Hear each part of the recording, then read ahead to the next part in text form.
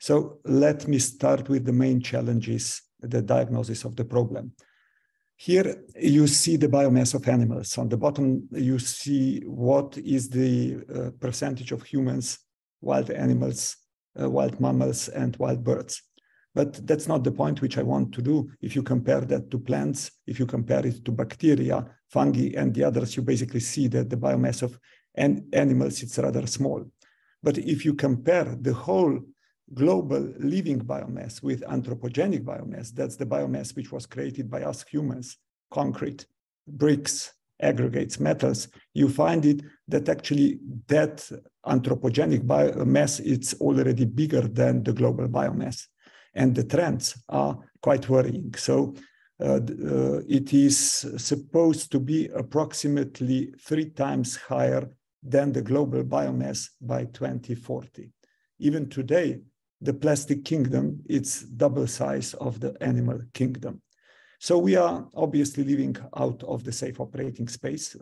Kate Raworth nicely explained that in the so-called donut approach, where the inner part of the circle are basic human needs, which are of course expanding, and the outer part of the circle are planetary boundaries, which are of course as they are. But if we are looking to the whole theory of planetary boundaries, we can see that we are already overshooting planetary boundaries in some areas like climate change, how we are managing nitrogen, phosphorus, land conservation, biodiversity loss.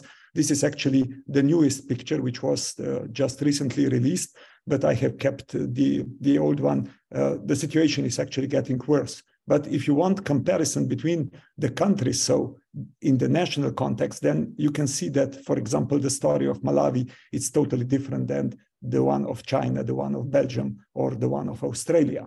So you could easily identify 3 types of countries. The first, it's a kind of bubble of countries, which includes those who are not overstepping yet biophysical boundaries, but on the other hand, also not reaching social thresholds. Then there are countries who are already quickly developing, who are overstepping biophysical boundaries, but since this is going quicker than actually meeting the social thresholds, not yet meeting the social thresholds, but the last one are then those who are where all the European countries belong. So these are the countries which are well developed, where the social thresholds are met. But on the other hand, also, of course, the biophysical boundaries. So we are overstepping planetary boundaries clearly. One thing which we tend to forget quite frequently is that we are actually the first generation in the human history which is living in a socio-ecological system of planetary scope. So we are so interconnected, then interdependent, than none of generation before us. You can look at through the eyes of internet, COVID, through the eyes of climate change, many things which we know, which are actually asking us that we increase our individual and collective responsibility if we really want to handle the future of humanity, and also with that included the future of the planet in the safe way. The Club of Rome has nicely explained that, saying that we have moved from so-called empty world, which was dominated by nature, to the full world, which is now dominated by humans. In the empty world, it was labor and infrastructure, which were limiting factors of human well-being, while in the full world, it's actually natural resources and environmental things.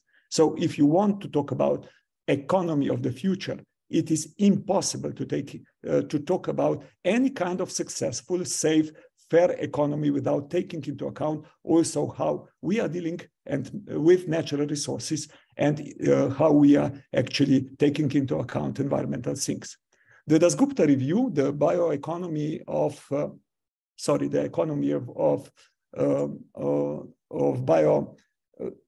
the economy of bioeconomy, it's actually very clear in identifying 2 major failures. The first one is so-called institutional failure. So we haven't been able to organize ourselves in a way that we were able to efficiently address the challenges we face. And the second, it's the failure of the contemporary economics, which to acknowledge that we humans are embedded in and not external to nature, and of course, to act accordingly. This is very nicely seen also in this inclusive wealth index, which is a bit more than something which we are currently using for measuring the growth. So GDP. So inclusive wealth index has three components. Production capital per capita, it's the gray dotted line, which has in the 20 years, which are on the slide, practically doubled. Then it's human capital per capita, which has increased for 8% in that period, a bit more than 20 years. And finally, you have natural capital per capita, the green dotted line, which has in that period decreased for 40%. The gray non-dotted line is actually GDP growth, which means that the production capital, it's to a large extent a kind of a synonym for the GDP growth. So the conclusion which you can do is that the growth of GDP in the past decades has been to a large extent achieved at the cost of depleting natural capital and also via that indebting the future generations. So if I simplify a bit, since I was actually, my career started actually as professor of economics. So we are supposed to behave rationally, which is true in a short term. So according to the signals which we are getting from the market, our decisions are made. But if the production capital is overvalued and over-rewarded, if human capital it's undervalued and under-rewarded, if natural capital is not valued at all, then we should not expect that we will have an economic, social, and environmental balance on our markets. And this is core of the problem. Why? And until we will not basically change those signals, it's practically impossible that we dream about something which would create an equal and environmentally sustainable world. But let me go to resource perspective, which in the International Resource Panel, which I'm co-chairing, we are putting in the center of our attention. When we talk about natural resources, we talk about biomass, metals, fossil fuels, and non-metallic minerals. We call that all materials. So everything extracted from Earth are materials, plus water and land. Access to, use of natural resources, benefits from natural resources have been in human history always closely related to the achieved well-being, but also to the stability, security, conflicts, wars. Just think about access to land, water, oil and gas, minerals, precious metals, even the war which we are, terrible war which we are seeing still happening in Ukraine has pretty much strong resource consequences. But it's not only about that. It's also that the extraction and processing of natural resources, it's actually driving the triple planetary crisis. So we can see that 90% of global land-related biodiversity loss and water stress is connected to that.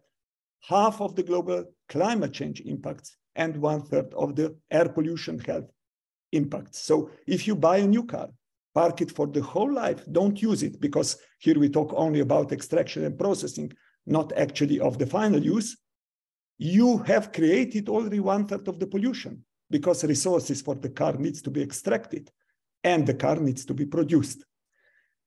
In the last 50 years, the material use, global material use has tripled and almost doubled per capita, which means that majority of the tripling can be connected with economics, but of course, growth of population is also important factor. And finally, material productivity, the black non-dotted line in the slide. So that's the efficiency of the use of materials per unit of GDP has been growing till year 2000 and then starting to decline on a global level. How is that possible if it's actually growing in all the countries in the world? Because we have faced the shift of the production from the countries like Europe, like Japan, which are more resource efficient, to the countries which are less resource efficient, like Indonesia, like China. So more of the products which you are currently buying, wearing, are actually produced in less resource efficient part of the world. So if current trends would continue, IRP is predicting that the material use will double again by 2060, which points me to the conclusion that if we want to have stability in the future, it is essential to decouple the well-being growth, the economic activity from the resource use, and both should be decoupled from environmental impacts. But let me now start talking about the potential solutions. You have all heard about the circular economy, which you should see as an instrument for delivering the decoupling I was talking about before. But you should also see it as part of the bigger picture of economic, societal, actually cultural transformation, which is needed to deliver European Green Deal and Sustainable Development Goals. Many of you have probably heard about different kind of things which you can do through the circular economy, through recovery strategies, reuse, repair, refurbish, remanufacture, then reduce strategies in manufacture and use. But the thing which we don't talk a lot about is how we refuse, how we rethink what we are consuming, how we can deliver human needs in a different way by using less natural resources. We should be aware that actually we don't need cars, we need mobility, we don't need light bulbs, we need light, we don't need chairs, we need to sit, we don't need refrigerators, we need children, healthy food, we don't need CDs, we want to listen to the music, we don't need pesticides, we want healthy plants. So dematerialization, rethinking the ownership, efficiency should be complemented with sufficiency. These are exactly the things which we should consider in the future economy. Why that's so important? If somebody is selling you, for example, a refrigerator, then of course the profit is created by the amount of refrigerators sold to you.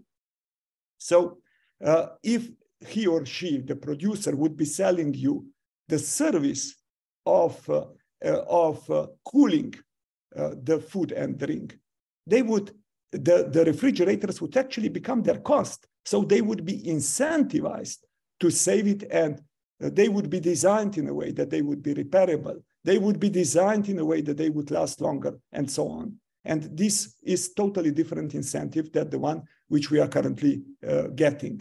So if you look to the problem from the producer part of view, it's that in the production today, until the product is produced, it's actually producer who is responsible. In consumption phase, it's consumer. At the end of use, it's actually society. We need to connect producers and their responsibility better with the products they are producing. So through the extended producer responsibility, retaining ownership of the product value retention, and other concepts. We were thinking about that when we created something which we called a system change compass. System change compass is actually designed as a system of needed policy interventions which are absolute, which would need to be in place if we want to implement the European Green Deal. Then we have identified inside that in the real economy, the economic systems. I will explain on the next slide a bit more in detail so that you would understand why that's important. And then we have connected that even to the investment opportunities. So it's creating the overall view. What are the major things which we would need to do, where to focus if we would want to create an economy which would be fit for future? And on the top of that, we have proposed also 30 system-level policy orientations for each of those economic ecosystems, 3 to 5 ecosystem policy orientations, and explain that in the overall investment structure. So which are the redefinitions which we have identified? Redefining prosperity, redefining natural resource use. By the way, I would need for each of those, and you can simply look to the system change compass, I would need the whole presentation to explain you in detail. Redefining progress, redefining matrix, redefining competitiveness, redefining incentives, redefining consumption, redefining finance, redefining governance, and finally, redefining leadership, which is, by the way, talking about intergenerational agreement through new forms of leadership, which is absolutely needed. But when we talk about systems, provisioning systems, we don't talk about sectors. We talk about systems which are needed to deliver human needs and those who are most resource intensive, because those who are resource intensive are the causes of the climate, biodiversity loss, and pollution. Nutrition, housing, mobility, and daily functional needs. So these are resource-intensive human needs. Yeah, sport is also human need, also it's culture, but they are not resource-intensive. And that's why it's important to focus on those who are actually creating terrible consequences. But then there are also those who are not directly human needs, but enabling factors that those human needs are met, like nature-based solutions, like energy, like materials, and like innovation, digitalization solutions. And you should always look all of those connected, because immediately when you look separately to one of those, you tend to make clear mistakes in the solutions which you are proposing. From there, we went then to international system change compass. We actually asked ourselves the question, okay, what would need to be done to implement European Green Deal, taking into consideration international context? And we came to the conclusion that the basic question is, of course, still in wrongness of the economic model. Current market signals on our markets are leading to systemic, social, and environmental imbalances.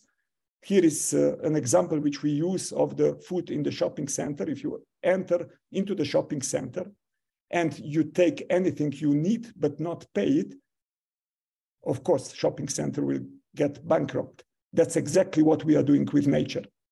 Second, our short-term rational behavior is absolutely irrational from a long term, because it's leading to something which Arto Pasolina very nicely titled in his novel, Charming Mass Suicide. And finally, ambitious policies face an uphill battle, because right hand, it's sending policy signals in the direction that you can destroy nature. Left hand, with regulation, it's sending it in a responsible behavior.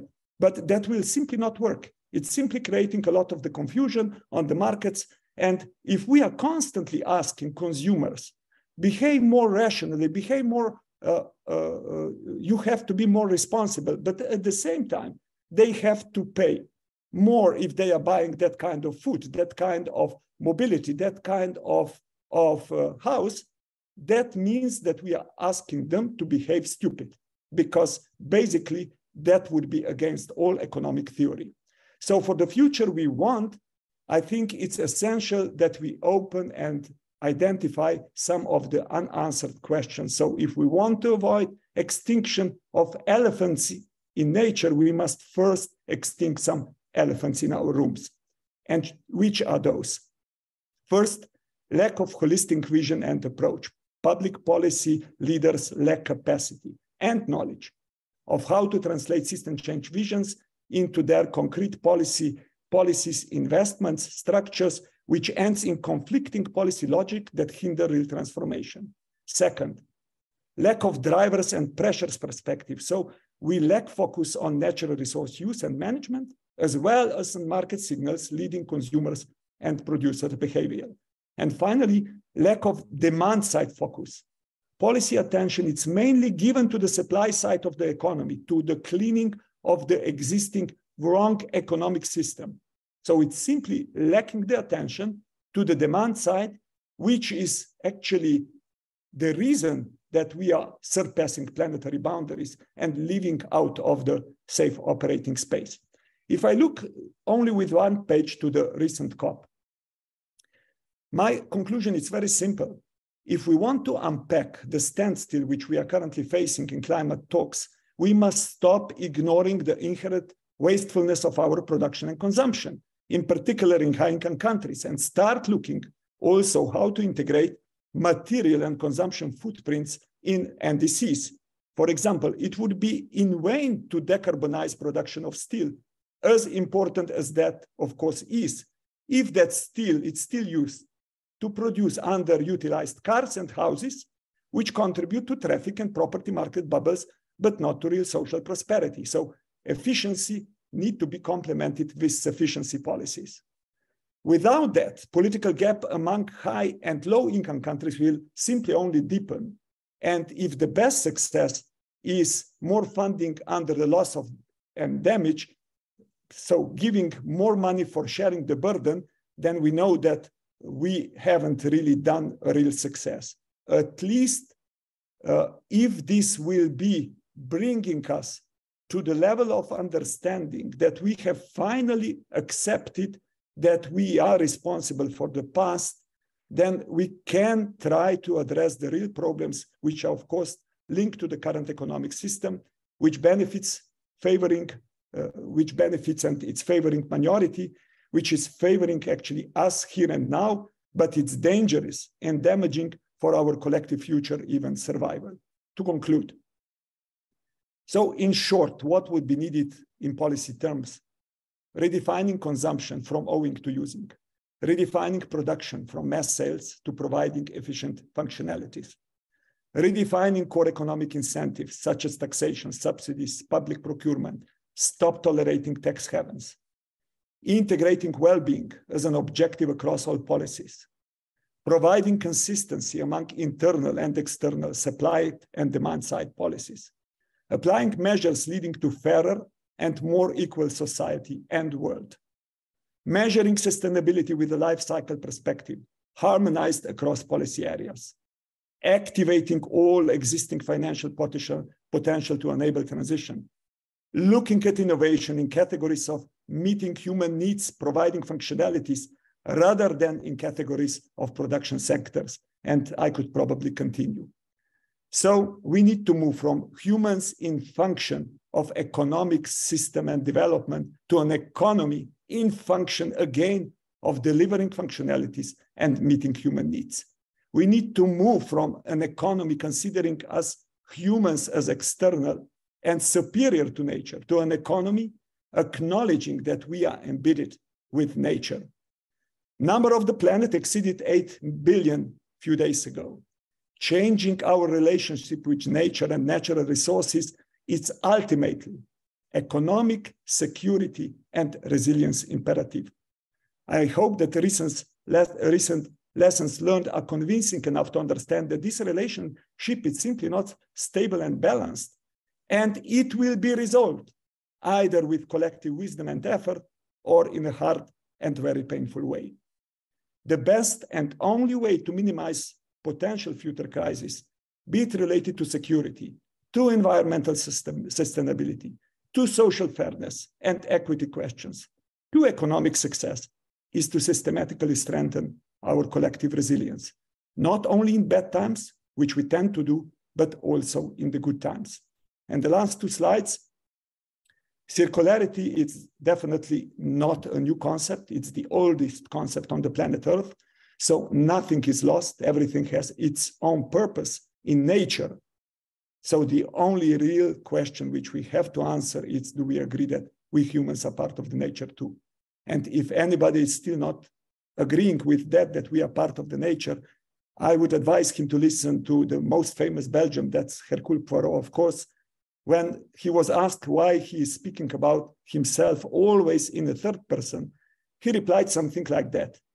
If somebody is such a genius like myself, it is very important to establish a healthy distance to himself.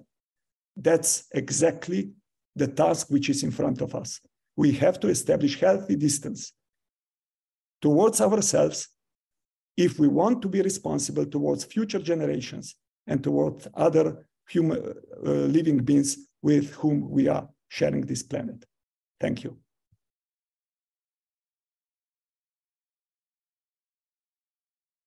Good afternoon. My name is Janez and I do work for the European Environment Agency. I'm super excited and honored really to be here today for the first webinar of this stimulating series on rethinking our economy.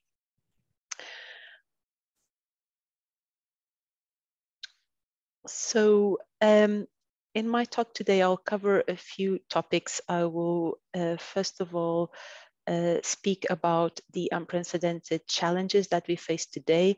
I'll provide you with some insights from our flagship report, The State and Outlook of Europe's Environment 2020, and then also touch upon the topic of environmental inequalities, the need for transforming societal systems of production and consumption, as Janez mentioned, and then mention a few seeds of hope offered by emerging transformative social innovations, and then I'll end with a note on the need for reframing human-nature relationships, also, which has also been mentioned. So first of all, just very quickly, the European Environment Agency is an agency of the European Union that was established in 1994, and it is a boundary organization. So an organization that is at the interface between science and policy. And we're tasked with providing evidence-based knowledge on the environment and climate to policymakers and the public. We are a network organization linking EU institutions and member countries, as well as civil society. So we face unprecedented challenges, and our flagship report, which you can see the cover here, has concluded that these challenges are unprecedented and are of huge scale and urgency. Even though the EU environment and climate policies have delivered substantial benefits over the decades, we still face persistent issues in areas such as biodiversity loss, resource use, climate change impacts, and environmental risks to human health and well-being. And this means that achieving EU's 2050 goal of living well within planetary boundaries will require policies, investments, and knowledge to deeply transform our core systems of production and consumption, such as the energy system, the mobility system, and the food system as well. And the context in which these transformations need to take place is one of urgency, of great uncertainty and complexity. At the moment, the question is no longer whether these transformations are needed, but really how to make them happen at an unprecedented speed.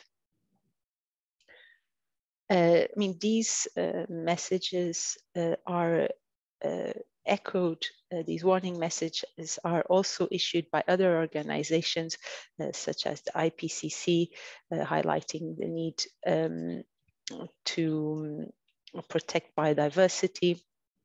Also by the International Resource Panel, who states that our consume and throw away models of consumption has had devastating impacts on our planet.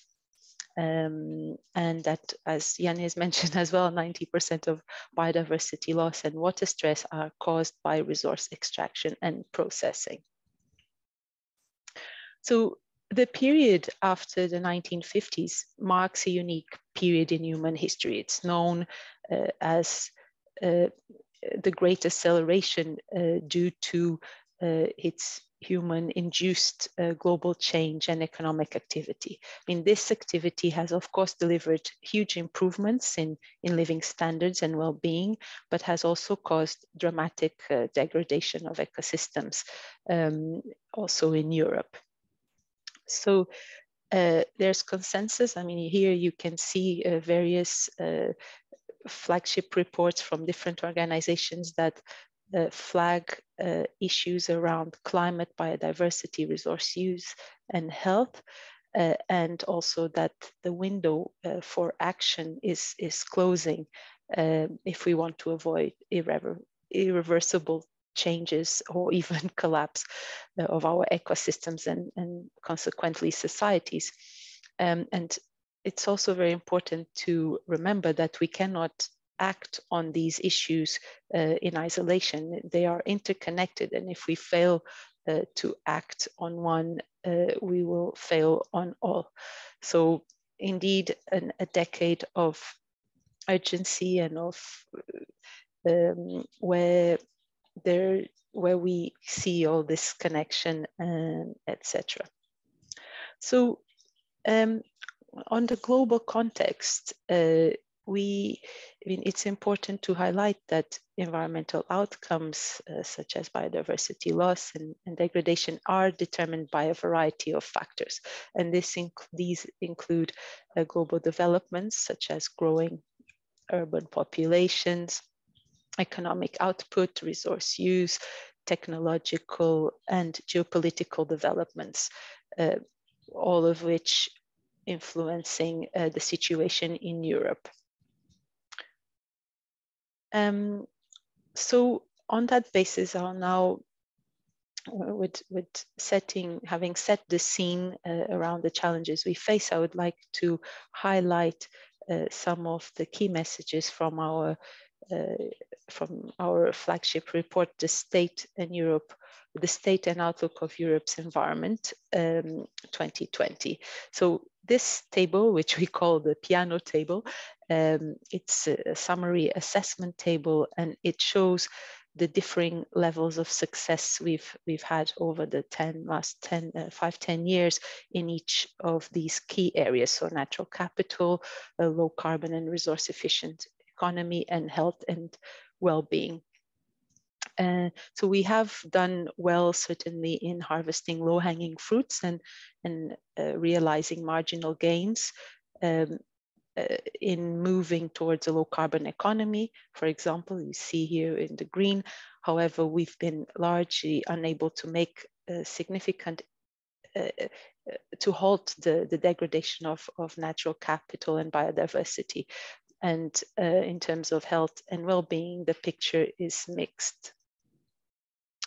When we compare these past trends with the outlook for 2030, which you can see here on the bottom line, we see a deteriorating picture. And this shows that if we continue along current trajectories, we will not achieve existing policy goals. So it is clear that we are not, Europe as a whole is not making enough progress in addressing challenges towards meeting its long-term vision and policy targets. On the social dimension, it's really important to highlight that environmental risks to health do not affect everyone in the same way.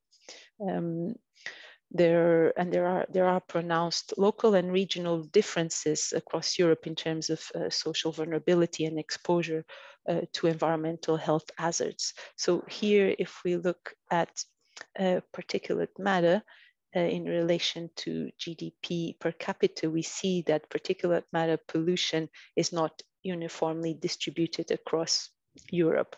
So here in this map, you can see the low income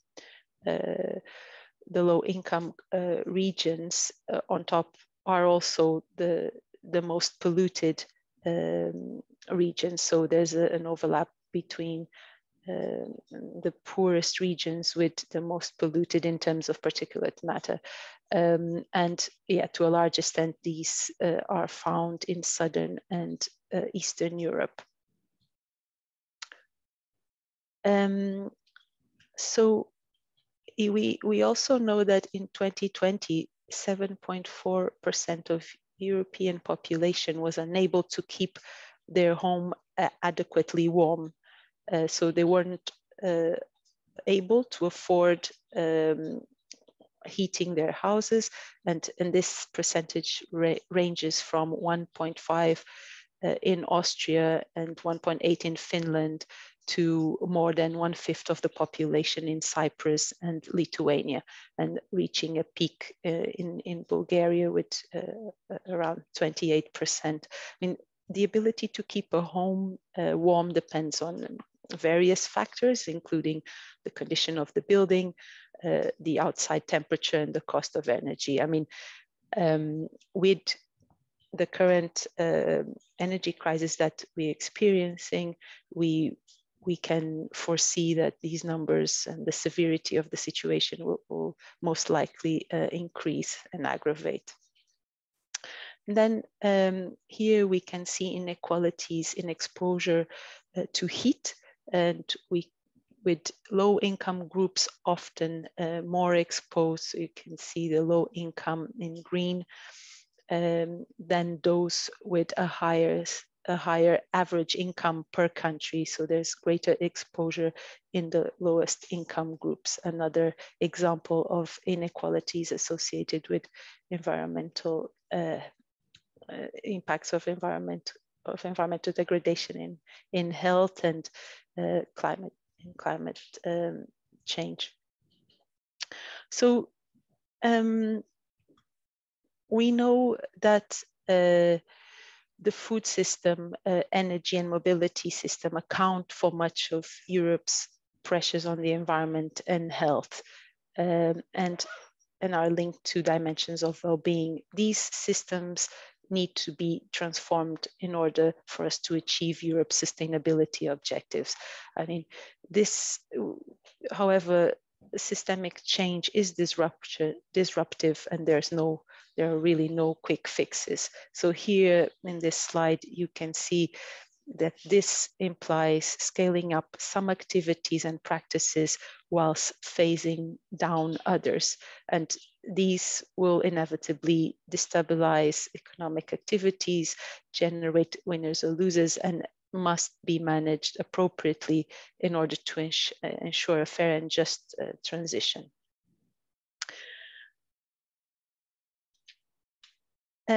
Overall, we know that these systems of production and consumption are deeply locked in and entrenched in social practices and paradigms, such as consumerism, etc., car ownership. There are no silver bullets that can help us to solve these complex challenges. I mean, technology alone won't save us, and that transformations need to be of a deep character that go beyond marginal efficiency gains. As part of a briefing series, EEA briefing series titled Narratives for Change, we've been exploring the diversity of ideas. We've been shedding light on the assumptions and paradigms that need to be changed in order to fulfill the ambitions of the European Green Deal. And precisely the first narrative that we published was called Growth Without Economic Growth. And in this narrative, we highlight that Europe's fundamental values are not materialistic, and that infinite growth can take place in different forms, that growth can be referred to in terms of beyond economic growth. There can be growth beyond economic growth, particularly in human values such as beauty, love, kindness, care, etc. And in this piece, we also highlight that to achieve sustainability, we need to collectively innovate in terms of lifestyles, in terms of creating communities and societies that consume less and yet are attractive to people. And this means communities that are less materialistic, consume less, and that and for this, ingenuity and creativity are needed, because there is no blueprint for this change. With that, I would like to mention the role of social innovations in offering seeds of hope, because they especially they challenge particularly certain social innovations that challenge and alter or replace dominant practices and institutions in order with the goal of meeting societal and environmental needs.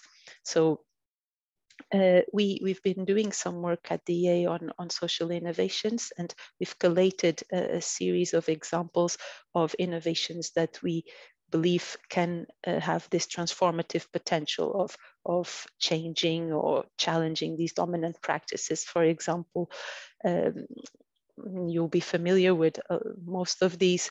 So from going from owning to accessing, such as car sharing, fashion rentals, library of things, from linear to circular, where you have repair cafes, do-it-yourself movement, social enterprises in repair, from competing to cooperating, credit cooperatives, energy cooperatives, the platform economy, other social innovations that go from globalizing to localizing, such as the slow food movement, community-oriented agriculture, transition towns, etc.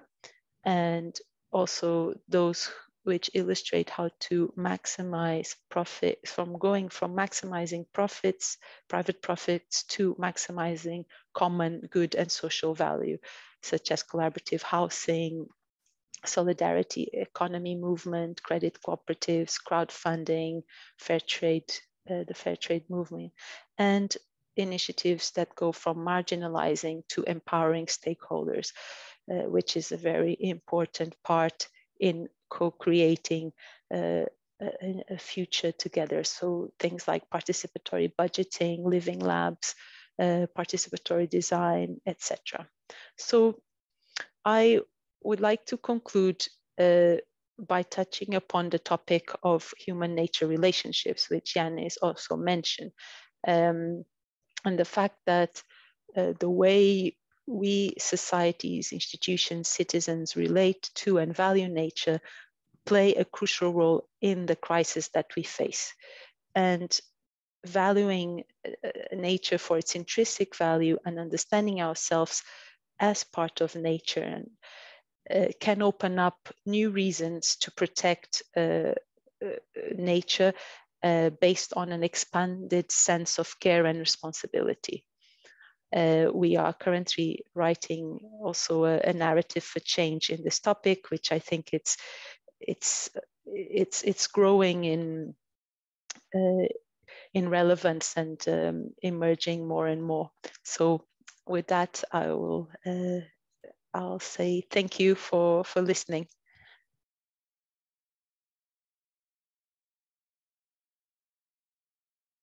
Hello everybody, thanks for having me. I'm also very much honored to participate in this seminar with so prominent speakers.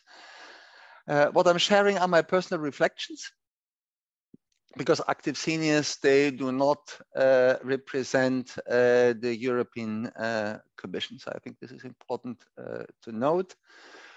Before my retirement, I was advisor for sustainable development goals in DG Research and Innovation. I've been also co-animating the EU Donut for EU group, which was trying to get donut economy thinking into EU policies. I've organized many awareness raising talks about SDGs with sometimes hundreds of participants across the Commission. I've been active also in, and still am active, EU Staff for Climate, which is a bottom-up initiative led by EU staff to push for more ambitious climate and environmental policies. Let me complete the scene. Very clear, unequivocal threat to human well-being and the health of the planet. The window is closing. We've had 3 IPCC reports this spring. Unless there are immediate and deep emission reductions across all sectors, 1.5 degree is beyond reach.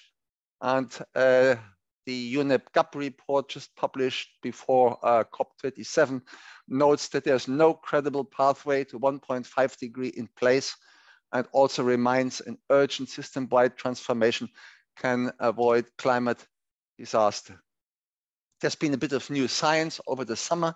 So there was one big article on tipping points saying that tipping points are already triggered at 1.5 degrees, that even the Paris Agreement goal of 2 degrees is not safe. Currently, we are heading towards 2.7 or 2.9.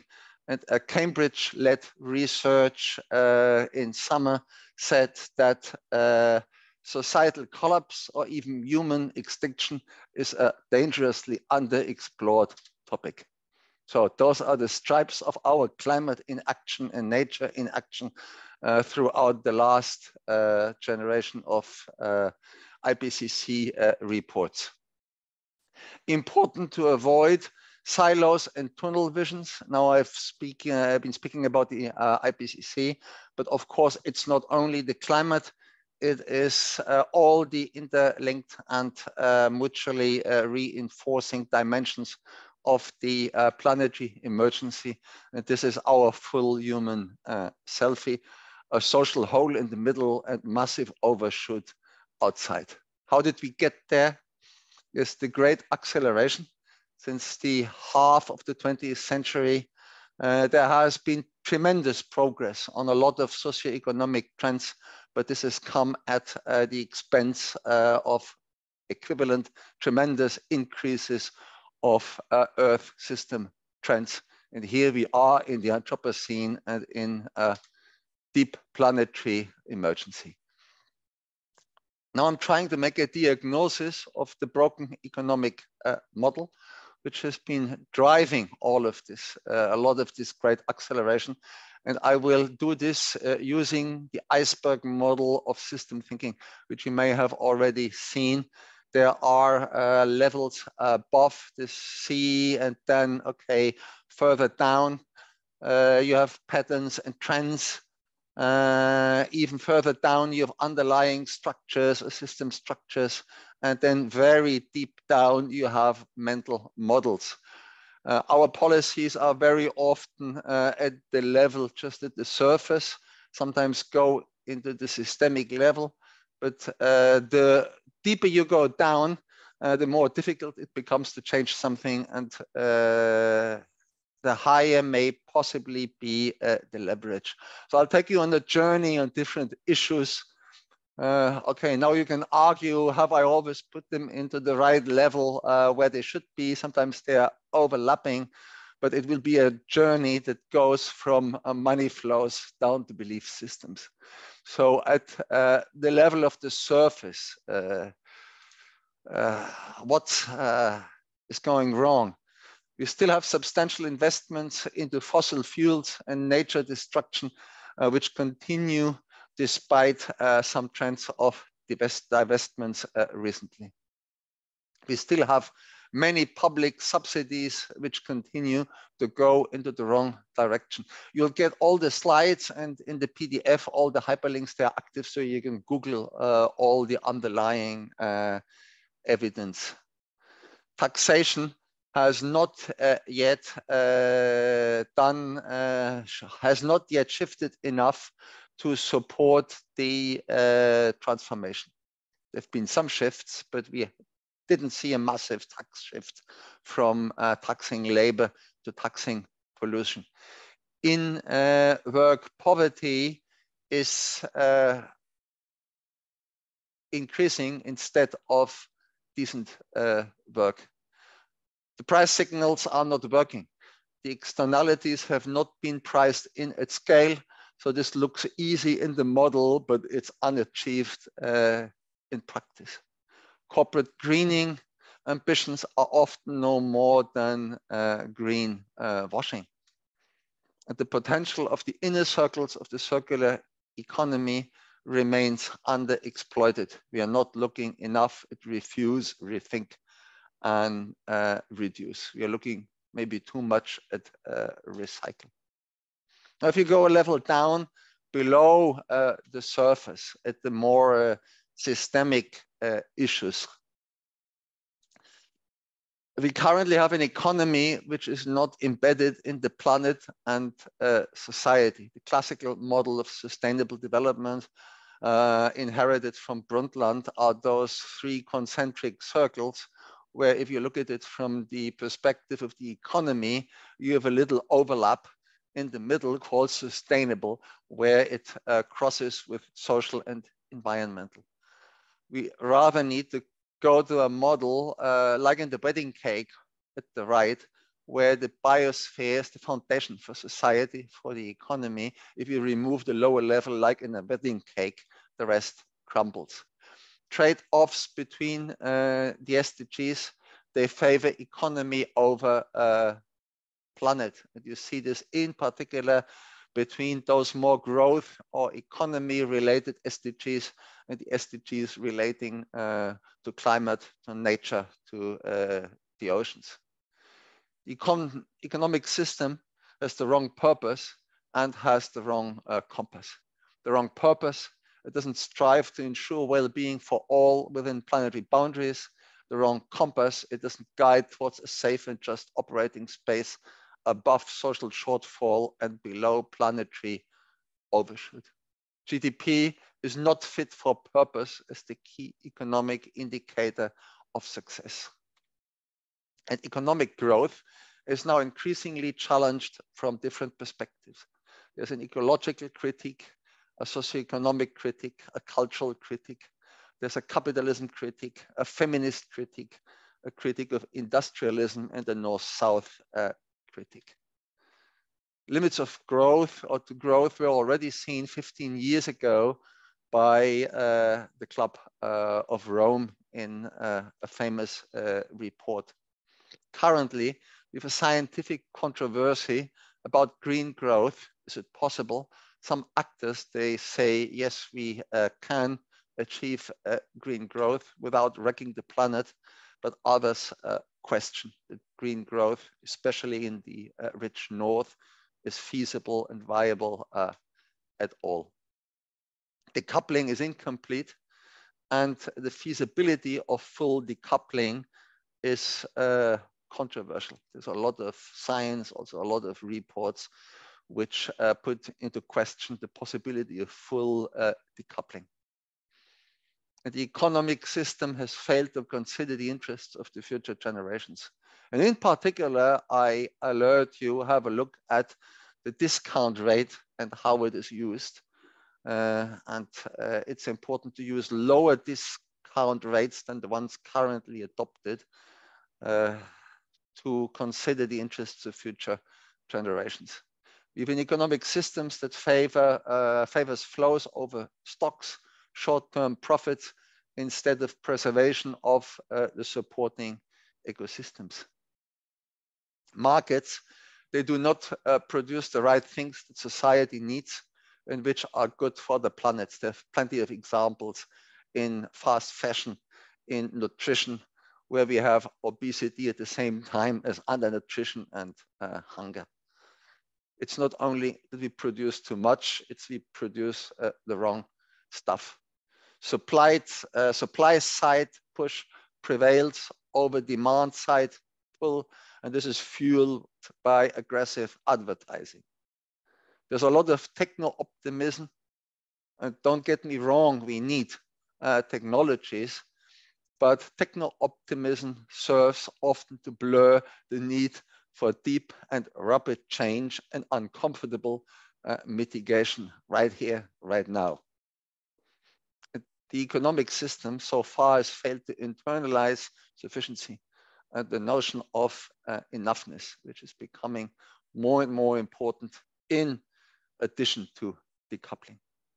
The economic system is driving inequalities within and between countries. The richest 10% are responsible for almost half of total lifestyle consumption emissions, and the poorest 50%, the poorest half of humanity, is only responsible for 10% of total lifestyle emissions. The North's high levels of income and consumption, they are at the expense of the global South. There is massive drain. This is now increasingly being quantified from the South to the North, of land, of labor, of resources, of many things. The global South has no historic responsibility for climate breakdown, but the highest vulnerability. This has recently been quantified with the global South in total having 8% of responsibility of cumulative climate breakdown. And the same goes for uneven national responsibility for resource extraction and ecological breakdown. There are vested interests. They work against the transformation. That's why it is so difficult to get out of fossil fuel subsidies. Power, and this is very insidious, upholds the current system as the normal. The biggest ideology is neoliberalism, but it doesn't call itself an ideology. if there's a conversation on economic outlook in the news and elsewhere, this is totally disconnected from the planetary emergency. We just look at the economic figures, but not at its consequences. Time poverty reduces the well-being and locks in unsustainable convenience in fast fashion, in transport solutions, and so on. There's burnout and resignation. They've become commonplace at the workplace. The economic system has transformed humans very widely into atomized consumers. There's a global convergence towards unsustainable consumerism, which is mimicking the global wealthy as role models. So we don't have a problem of overpopulation. The problem is over per capita consumption, and a model which is imitated in the rest of the world, which is imitating the global rich, but this won't work for 10 billion. Now let's even go deeper down one more layer into the mental models, the assumptions, the belief systems, the values. And this has come out recently. It's the value assessment of the IPES. Values of individual material gains are very much widespread at the expense of nature and society. And there are philosophical roots of the planetary crisis in Western individualism, in utilitarianism, in rationality, in anthropocentric worldviews, man above against the nature instead of humans as part of the web of life. In our individualism, we may have the wrong balance between liberty versus responsibility. Rationality, the role of science and the visions of modernity. So this is a quote from Descartes, Discours de la méthode, where science is seen as a way to make us the masters of nature. All this is deeply entrenched. Anthropocentric worldviews dominate in the West, while bioholistic alternatives exist, like, for instance, Alexander von Humboldt's concept of the web of life. And maybe in other cultures, in other belief systems, we may find more of those seeds of hope. And if we look even deeper at our belief systems, at the Bible, Genesis 1, man was created to fill the earth and subdue it. So there are anthropocentric roots in Christianism. There are many great texts in Christianism, like the recent encyclical letter on care of our common home, the Laudato Si, which is about stewardship of earth and nature. But a lot in our belief systems is anthropocentric, and where we can ask, what can we learn from the exchange of with other belief systems and other philosophical alternatives. Homo economicus, it's a broken engine for broken systems with selfishness versus altruism, competitiveness versus cooperation, rational maximization of profit or utility versus quest of purpose and happiness. And here also the need to go to social adaptable humans. Our extractivist relationships to nature and other humans, they fuel the planetary emergency. There's literature out saying that's a relational crisis. With this, we walk down also into psychology. There's competition and accumulation. They've become deeply anchored in human strive and success. It starts with education, what we tell our kids: learn more, be better than your other pupils. And you can go to a better university, you can get a better job, a higher salary, you can afford a bigger car, a bigger house, and make more travels to faraway destinations. This is deeply entrenched in the systems. By the way, the JSC has also recently done an analysis of values, identities. I can't go into detail of this. There are policy consequences of those deep layers. So framing, be aware, is not neutral. Framing is a value-based selection of perspective. If you consider climate change as emissions by sectors, or if you consider it as emissions by income percentiles, is not the same. It doesn't give the same picture. Let me conclude with a couple of systemic opportunities to move beyond. Okay, the Green Deal is probably the biggest, one of the biggest systemic transformative projects the EU has ever had, recalibrating the compass. Also SOER on the right, you see, has worked a lot on having a compass for 2030.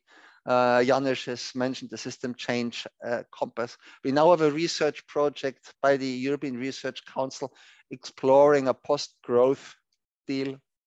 There's a lot of transformative, transformational economics with different variations, well-being economics beyond GDP, degrowth, donut economics, ecological economics, green growth.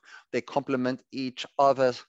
The Earth for All survival guide of the Club of Rome, and also approaches for transformative companies, donut companies.